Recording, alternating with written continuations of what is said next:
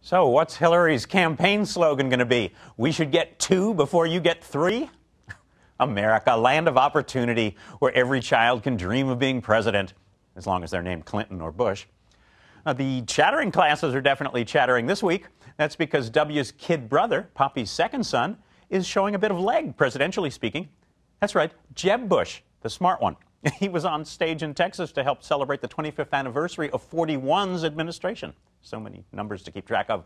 Anyway, he was at the George H.W. Bush Presidential Library, and so many middle initials, and Jeb allowed as how he just might consider making a White House run in 2016 under the right circumstances.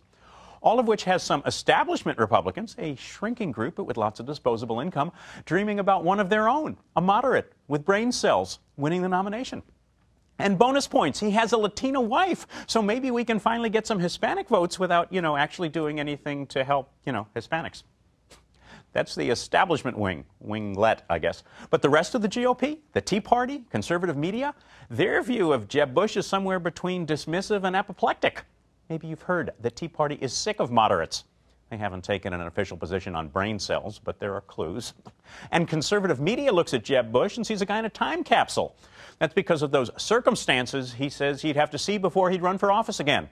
He'd want to campaign joyfully, he said. He'd need to be able to offer a hopeful message and not get caught in the vortex of the mud fight.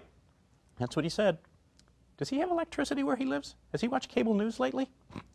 Oh, and then there's that whole immigration thing. Right there on stage with cameras rolling, he said that, yes, illegal immigrants may have broken the law, but what they did was often an act of love to unite and protect and provide for their families.